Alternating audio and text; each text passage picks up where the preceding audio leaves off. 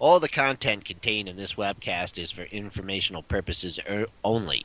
The investments and strategies contained in this webcast may not be suitable for you. Please consult your own independent financial advisor before making any investment or trading decisions. Good morning, traders and investors around the world, and welcome to Friday's edition of premarketinfo.com, where we prepare you for the most important hour of the day, the first hour. Well, Dennis, are you sitting on pins and needles waiting for the job report? Actually, I am a bit, Joel. I'm kind of excited on this one. So obviously at 8:30 we're going to have the jobs report come out, and that should be a market mover. Right. Well, I don't care about the report, but I do care about the numbers in the S&Ps, and the numbers in the S&Ps are really consolidating here. Dennis made a 1389 high in the pre-market. In order for this market to test 1400 again, I really am looking at a key number this morning at 1391. So if you get a pop up there after number, watch out there. Coming back on the downside, Dennis, if this 1383 does not hold up, I see absolutely nothing, no support at all until 1369.50. That's a 7-day low. So if they can get this thing swinging below the Globex low, there's not a lot in there. Moving on to stocks in the news, LinkedIn has some powerful earnings here, Dennis. LinkedIn took off here last night after they reported earnings. Joel, it's approaching its 52-week high. It may have made one. We'll let Joel find out where it got to after hours. 122.69 is the 52-week high on this thing. I think that was made the day that it IPO'd last year. So this is the first time we've been back up here to this high since the IPO day. Oh, where did it get after hours there, Joel? Dennis, I got to 121.88. Didn't quite get to the 52-week high, so we'll call it 52-week high. Still decent resistance there, Joel. Yeah, maybe some of those retail investors that were lucky to get a piece of the IPO at that level, this is a chance for them to scratch it. Very hard to try and short this thing up at this level, but I'm sure people will be looking to get out of some longs all the way from that 121.88 level up to the 52-week high. I think you're good to go north, Dennis, as long as this stock holds a 117 level. I know we're still $2 away from there. But if we break below 117, Dennis, all bets are off on this going up all day long. Do see some institutional selling pressure at 120 even as well. So that could be a little hurdle too, just that nice big round hole number. Joel, what else do you got there? Just want to, we got to talk about Apple, Dennis. Well, let's talk about Apple. I mean, we should just change it to Apple Pre-Market Info. I know we talk about Apple every day, but I mean, Apple is one of the major movers every day, so hard to miss it.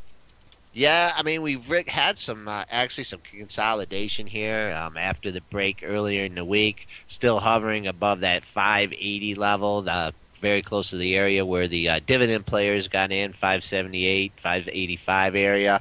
Keep an eye on that 578 level, Dennis.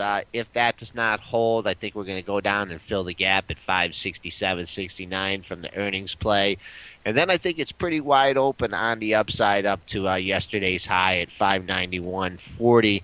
Just remember, as we were talking when this thing was hovering above the 600s, we had just talked how it had not traded in the 580s very much.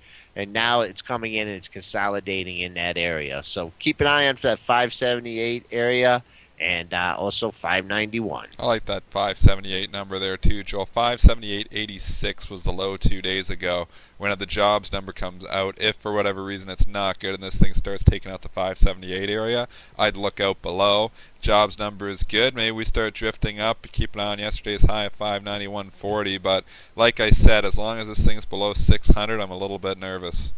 Okay, AIG, we really haven't talked about that stock much, Dennis. Yeah, we don't usually talk about AIG too much. It reported earnings last night, actually got a lift. We'll let Joel find the after-hours numbers. It initially rallied on the report, but then started selling off. It is trading just slightly down today. 33.98, so just slightly down.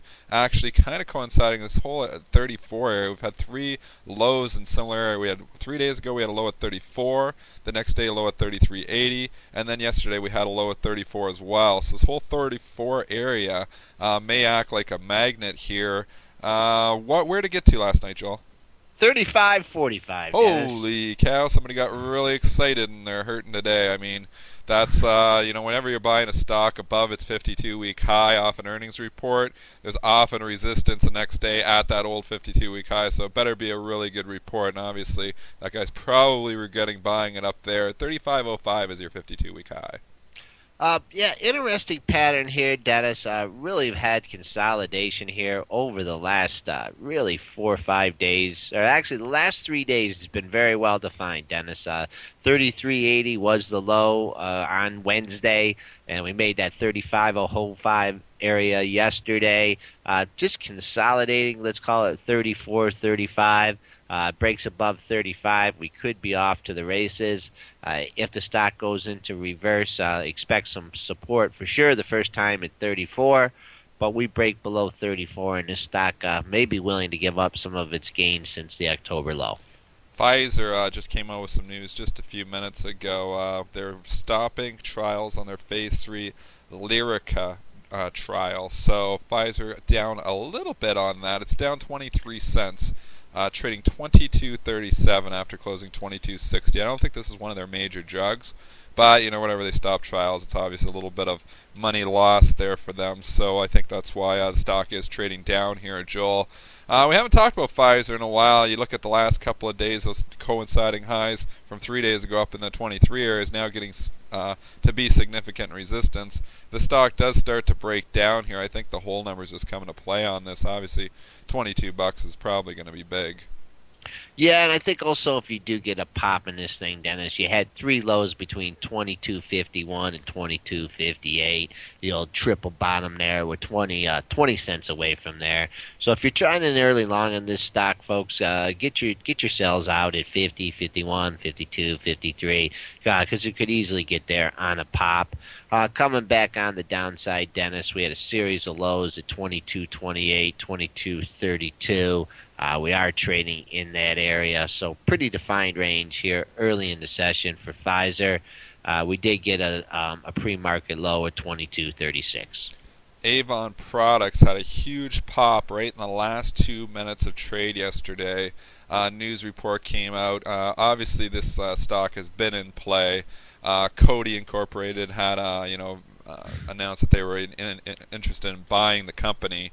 Avon Products wasn't interested in being acquired. It had actually drifted back down since that news. Had earnings and actually found some support at that old bottom of that gap. But then yesterday, the company came out and said, look, we might be interested in being acquired, but at a lot higher price. And that's really what spiked the stock. I can bring up the day chart for you just right here in the last minute of trade. It just took off, trading up, significantly. And then 21.54, it's up 54 cents from the close, Joel. Yeah, consolidation now in the pre-market here at this 21.50 area.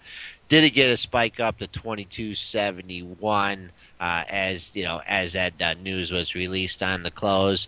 It's interesting. You did that video on the relevance of gaps here, and we came down and almost filled that gap. We had the 1914 or 1942 high back on March 30th, and lo and behold, we come back into 1952. So I guess you can't get too greedy when you're looking to fill those gaps because it missed that one by 10 cents.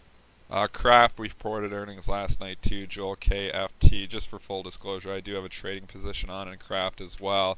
$40 has been the topper in this one. That's where the resistance, $39.99, is probably going to give you some resistance up there, that 52-week high. But I'll limit my comments any farther considering I have a position in there.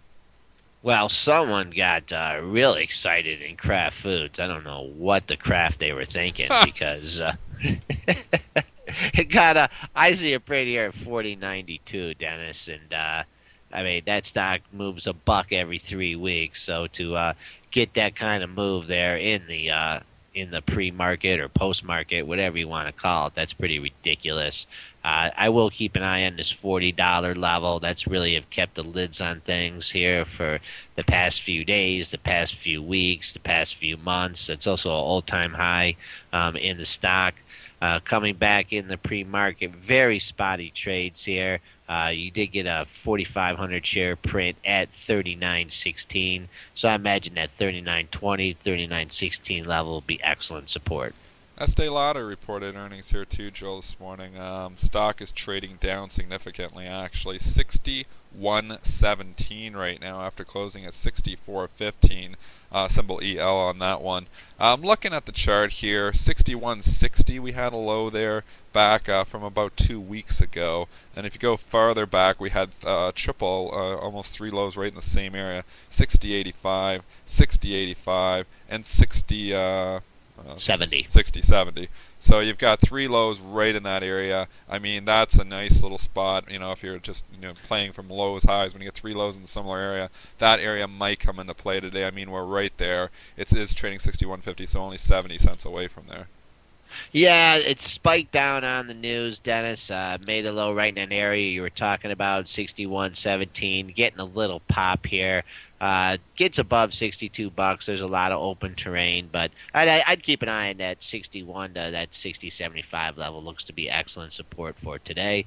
If it breaks through there, Dennis, things are wide open to $60. What else did you want to mention? A trade in IBM, I think, Joel? Yeah, I just wanted to. IBM got killed after its earnings for absolutely no reason. We've had a nice rally up, just short of the 52-week high. What I'd like to alert our listeners to is all these lows here in the mid 206s here, 206.32, 71, 91. Split them yesterday at 55. If you're a long-term investor here, I kind of moved my stop up to this 206.20, 206.30 level because it looks like the rally's running out of steam here. Made a double top at 208.93. So IBM has a good setup, perhaps a short through 206.50. Duke Energy, just to finish off, just reported earnings as well. It's not a stock that's a real market mover, but some of our conservative players usually play this one, and this is more of a dividend thing than anything. The stock is hardly moving in the pre-market, which isn't surprising. These energy stocks really don't move a heck of a lot unless the earnings or they do something with the dividend. But 21.45 is where it's trading right now after closing at 21.40. Yesterday's range, which was 21.67, up to 20 or down to 21.36. That might be, kind of a guesstimation of where it could trade here today, Joel. I just don't see it moving a heck of a lot. Yeah, we've had a pretty quiet pre-market here, 21.40, 21.50. I'd keep an eye on 21.67. That was yesterday's high. That coincides with the 21.61 high back in February. Well, that's all we've really got here. Obviously, we have a jobs report number coming out here in about 15 minutes. So that's going to be your major market mover here. Any thoughts going into that number there, Joel? Dennis, just keep an eye on that 13.91 level. That's just above the Globex high. If we do get a rally, see if it gets above there, falls below that level. I think I would look out. Have absolutely nothing at that Globex low. It's a 1.5 above yesterday's low at 13.8450. But I think we're in a whole lot of trouble if that 13.83 is taken out. And just to close the show, Dennis, I just want to know if you've gone out and purchased your hat for the Derby. Kentucky Derby here, obviously. I'm not a big horse racing fan, Joel, but what's your predictions there? Right now, of course, you got to see how the odds shape up, just like you wait for the market to shape up. But the two horses that ran 1-2 in the Santa Anita Derby, I'll have another. I gotta like that name. And Creative Cause are going to look like they're going to go off the board, perhaps at 8 to 12 to 1. So if there's a couple long shots for you for the Kentucky Derby, we'll be back with you on Monday, and have a good weekend.